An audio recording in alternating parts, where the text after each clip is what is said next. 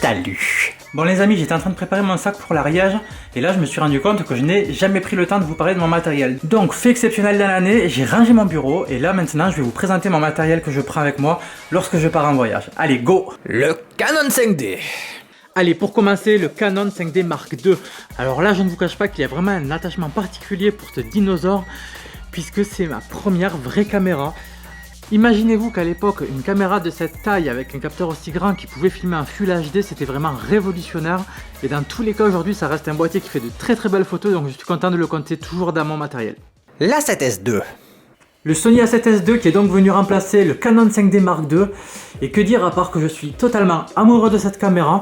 Pour faire un bref récap, c'est un boîtier grand capteur qui est capable de filmer en 4K, qui est capable de filmer en 1080p jusqu'à 120 images par seconde. Il peut monter au-dessus de 400 000 ISO, donc la nuit il fait des images extraordinaires. Je suis amoureux de ce boîtier. L'objectif qui est monté dessus est mon objectif préféré pour vlogger, c'est un 16-35 de chez Zeiss. La construction est vraiment parfaite et il me permet également d'avoir l'autofocus avec le boîtier, donc c'est exactement ce qu'il me fallait pour vlogger. Le Sony RX105. Le Sony RX105 qui est tout nouveau dans ma collection et qui vient répondre à une demande de transportabilité et de discrétion puisque je ne peux pas toujours me promener avec un sac à dos ou que certaines fois les boîtiers sont interdits dans certains lieux. Lui me permet d'avoir une caméra partout où je vais. Alors comme tout le reste de mes appareils photo, il est capable de filmer en 4K, il est capable de filmer à 960 fps, donc ça fait des ralentis de 40 fois. Et enfin, désormais, ce sera ma caméra à timelapse.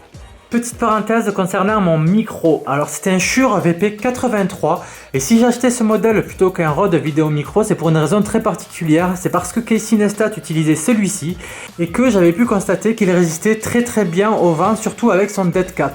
Et vu que je filme beaucoup à l'extérieur, j'avais besoin d'un micro qui pouvait égarer le vent sans trop de difficultés et celui-ci répondait parfaitement à ce besoin.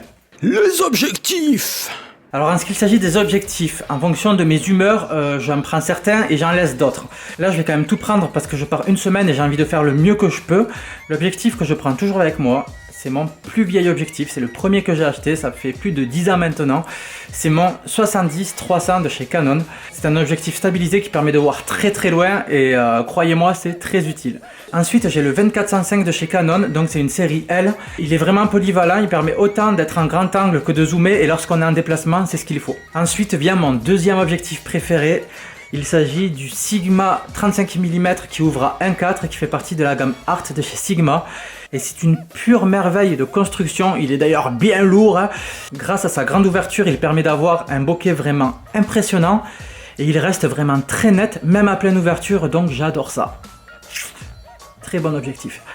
Le G Phantom 3 Pro. Vous savez que je l'aime mon drone. Hein. Donc le G Phantom 3 Pro, c'est grâce à lui que vous voyez des images aériennes dans quasiment toutes mes vidéos depuis presque un an. Capable de filmer en 4K mais aussi en 1080p jusqu'à 60 images par seconde. Que dire de plus à part que c'est le drone presque parfait, mis à part qu'il est un petit peu encombrant et que le G Mavic Pro serait le bienvenu pour le remplacer.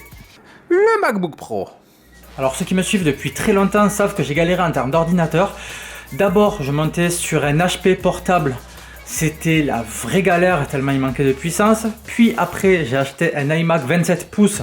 Mais vu que je suis toujours en voyage, j'emmenais l'iMac 27 pouces avec moi partout où j'allais.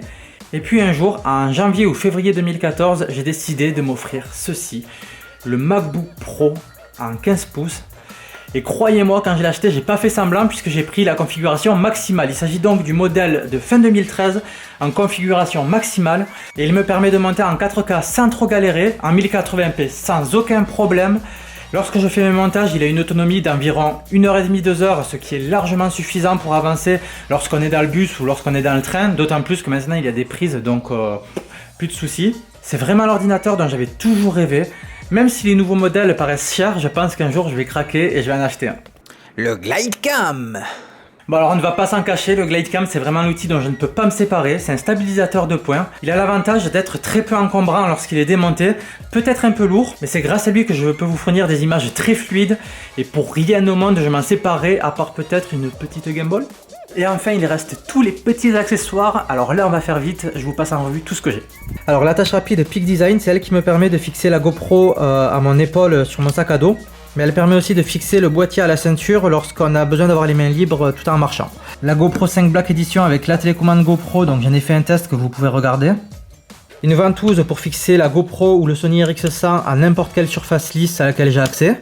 Mes trépieds flexibles, donc le GorillaPod en version Pro et une alternative chinoise qui est vraiment pas terrible, qui supporte pas beaucoup de poids mais qui me sert pour ma GoPro et pour mon Sony RX100.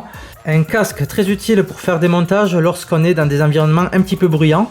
En termes de stockage, je pars avec 2 fois 2 Teraoctets, donc ce sont des Seagate Barracuda internes que je couple avec ce boîtier, comme vous voyez très propre. Ce boîtier qui me permet de les brancher en USB. Ensuite les SSD, donc ce sont 2 fois 400 Tera. À l'intérieur ce sont des SanDisk Extreme Pro. Les batteries, une batterie de rechange pour le Canon, 2 batteries, normalement j'en ai une 3e pour le Sony A7S II, une batterie de rechange pour le RX100, et je vous assure que lorsqu'on est en voyage, avoir tant d'énergie stockée c'est pas de trop. 2 chargeurs pour le Sony A7S II, un chargeur pour le Canon, et enfin les 2 batteries supplémentaires de mon drone. Voilà, on a fait le tour. Alors bien sûr là je vous épargne toute la partie fil, parce que alors je ne vous raconte pas tous les kilomètres de fil que je me traîne derrière moi lorsque je suis en déplacement. Donc voilà, vous avez une idée globale de ce que j'amène avec moi lorsque je pars en déplacement. Je vous rassure, lorsque j'explore, il y a des éléments qui restent là où je dors, comme le MacBook Pro, les disques durs.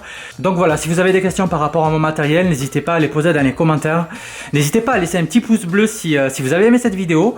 Et je vous dis à la semaine prochaine. La semaine prochaine, je passe daily vlog et je vais vous faire découvrir le département où je suis né, qui est l'Aude avec ses beaux châteaux cathares, mais aussi le département voisin, l'Ariège, que je n'ai jamais vraiment pris le temps d'explorer mais qui a l'air magnifique. Allez, je vous dis à la semaine prochaine. Ciao!